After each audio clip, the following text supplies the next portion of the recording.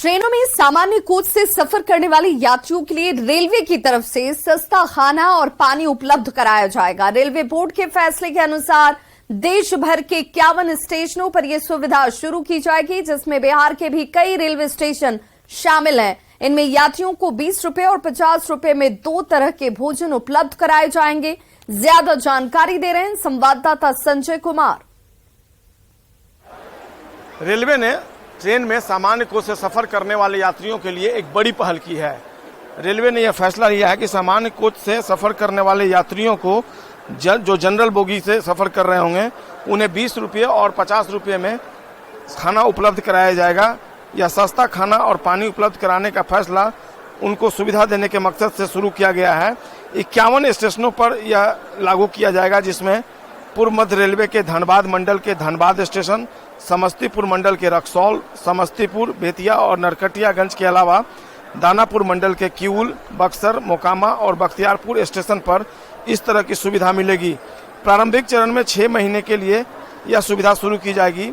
20 रुपये के खाने में सूखे आलू और अचार के साथ 7 पूरी उपलब्ध कराई जाएगी और साथ ही 200 ml का पेयजल भी उपलब्ध कराया जाएगा। इसके अलावा 50 रुपये के खाने में जो यात्री होंगे उनको चावल, राजमा, छोले, खिचड़ी, कुलचे, छोले भटूरे, पाव भाजी और मसाला डोसा उपलब्ध कराया जाएगा और साथ में 200 ml का पानी भी उपलब्ध कराया जाएगा। तो निश्चित तौर पर रेलवे बोर्ड का यह फैसला यात्रियों के लिए एक बेहतर पहल है और निश्चित तौर पर जो सामान्य कोच से ट्रेन पर सफर करने वाले यात्री होंगे उनके लिए यह सुविधाजनक साबित होगी। संजय कुमार, न्यूज़ 18, पटना।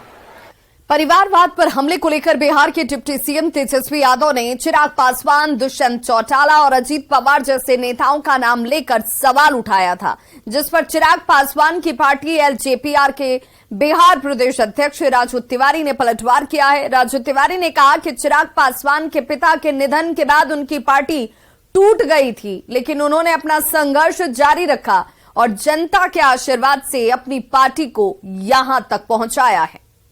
तिवारी से राजू तिवारी जी, तेजस्वी यादव डिप्टी सीएम बिहार ने चिराग पासवान का नाम लिया आपके नेता का। उन्होंने कहा है कि पीएम जो परिवारवाद की बात कहते हैं तो चिराग पासवान क्या है, अजीत पवार क्या है, दुष्यंत चौटाला क्या है?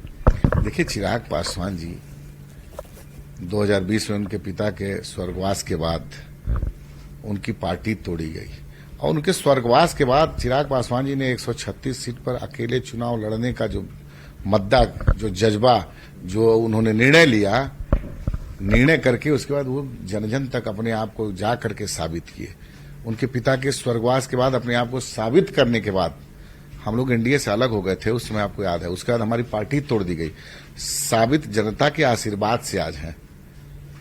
इन्होंने ये साबित किया। अगर कहीं भूला न भटक के कहीं अगर तेजस्वी जी को इसका सामना करना पड़ जाएगा, अब आने वाला भविष्य किसी का नहीं होता है, तो पता चलेगा कि कैसे अपने आप को साबित करना होता है। ये चिराग पासवान से उनको सीखना पड़ेगा। यानी आपका कहना है कि चिराग पासवान अपने दम पर आगे बढ़े हैं, अपने आप को साबित किया जनता के बीच में, परिवारवाद का आरोप गलत है? नहीं, देखिए, इसमें तो कहीं दो राय नहीं कि रामविलास पासवान जी के लड़के नहीं हैं, लेकिन जिस हिसाब से रामविलास पासवान जी के स्वर्गवास के बाद आप देखे होंगे परिवार तोड़ा गया, घर तोड़ा गया, पार्टी तोड़ी गई, उसके बाद से चिराग पासवान ने अपने आप को साबित किया। तो जनता नेता बनाती है, कोई थोपे हुए नहीं हम कहेंगे। इधर बिहार के राज्यपाल राजेंद्र विश्वनाथ लेकर नालंदा के राजगीर पहुंचे, जहां उन्होंने विश्व शांति स्तूप, घोड़ा कटोरा, जूस सफारी, नेचर सफारी और ब्रह्मकुंड का दौरा किया। इस दौरान उन्होंने कहा कि बिहार में रहकर राजगीर नहीं आए, ये तो हो नहीं सकता है। राजगीर काफी ऐतिहासिक जगह है और यहां आकर शांति महसूस होती है। उन्होंने कहा कि यहाँ के धरोहर देखने लायक हैं। का भाग है और बिहार में आए और राजगीर नहीं आए, ऐसा नहीं होना चाहिए। आज मैं राजगीर में आ गया, बहुत सारे अपने संस्कृति, अपना इतिहास, अपने समृद्धि भी यहीं से है, तो इसको देखने के बाद बहुत प्रसन्नता हुई। इससे अपनी संस्कृति के जो प्रतीक है इसके लिए देखने के बाद पता लगा कि बहुत उसको और भी विकसित हो सकता है। यहाँ के अपने वन के अधिकारियों ने बहुत ही सुंदर ढंग से इस जगह को विकसित किया है। दरभंगा में जल संसाधन मंत्री ने कई योजनाओं का उद्घाटन और शिलान्यास किया। वहीं कोसी नहर परियोजना के तहत बेनीपुर प्रखंड के किसानों को बड़ी सौगात दी। पश्चिमी कोसी नहर परियोजना के तहत दरभंगा और मधुबनी जिले में नहरी सिंचाई सुविधा का विस्तार विभाग की तरफ से किया जा रहा है, जिससे किसानों के खेत तक आसानी से पानी पहुंचाया जा पाएगा। वहीं बिहार में बाढ़ की स्थिति को लेकर संजय झा ने कहा कि फिलहाल हालात पूरी तरह से नियंत्रण में हैं। खुशी की बात यह है कि दरभंगा जिला में मनीगाछी और बेनीपुर ब्लॉक में पहली बार सिंचाई का सुविधा लोगों के बीच में है। दरभंगा में सिंचाई का सुविधा कहीं था नहीं, और जो पश्चिमी कोसी नहर जो 60 साल पुराना योजना है, पहली बार यहाँ पर सिंचाई का आया है। और इस दोनों जिला में बड़े एरिया में अब सिंचाई की सुविधा अब परमानेंट। मौजूदा दौर में बाढ़ की जो संभावना है वो कितनी बनी हुई है, खास करके दरभंगा में? तो हर एक साल का है ना। अब देख रहे कहाँ कहाँ बाढ़ आता है, जहाँ नहीं लोग सुनता था बाढ़, वहाँ बाढ़ आ रहा है। हरियाणा में बाढ़ आ रहा है, दिल्ली का राजघाट डूब रहा है। अब बताइए, तो वर्तमान स्थिति दरभंगा की क्या है? बिल्कुल ठीक है, अभी सब कंट्रोल में है, लेकिन अगले 3 महीने हम लोग को अलर्ट तो अक्टूबर तक रहना ही पड़ेगा। तो डिपार्टमेंट पटना पुलिस के लाठीचार्ज में घायल हुए बीजेपी सांसद जनार्दन सिंह सिग्रीवाल ने बिहार पुलिस के खिलाफ विशेषाधिकार हनन का नोटिस देने की बात कही है। संसद भवन परिसर में बात करते हुए बीजेपी सांसद जनार्दन सिंह सिग्रीवाल ने यह आरोप लगाया कि बिहार पुलिस ने उनके खिलाफ गुंडों जैसा व्यवहार किया है। सिग्रीवाल ने कहा कि उन्होंने बिहार पुलिस को अपना परिचय दिया था, लेकिन पुलिस उनके साथ गुंडों की तरह व्यवहार करते हुए लाठियां बरसाती चली गई। सिग्रीवाल ने लोकसभा अध्यक्ष से मुलाकात कर सारे मामले की जानकारी भी दी। की नोटिस मैंने दी है, क्योंकि सारे मानवता को तार-तार उसे 13 तारीख की घटना में बिहार में कर दिया गया था।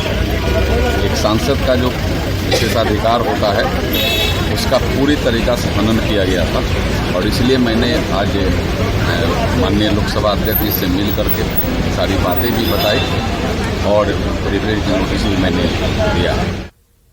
जनसुराज के संयोजक प्रशांत किशोर ने बेंगलुरु में विपक्ष की हुई बैठक पर निशाना साधा है और सीएम नीतीश पर तंज कसते हुए कहा कि नीतीश कुमार अलग अलग पार्टियों का इतना चक्कर लगा लिए हैं कि दिमाग चकराने लगा है। प्रशांत किशोर ने कहा कि सीएम नीतीश किस खेमे में खड़े हैं उन्हें खुद नहीं पता है। को खुद नहीं पता है कि वो कहां खड़े। नीतीश कुमार जी को इतनी बार वो घूम गए कि उनको खुद, जब आप बहुत चक्कर लगा लेते तो आपका दिमाग चकराने लगता है। तो वही हाल नीतीश कुमार जी का है, उनको खुद नहीं पता है कि वो किस खेमे में खड़ा है, कहां खड़े हैं।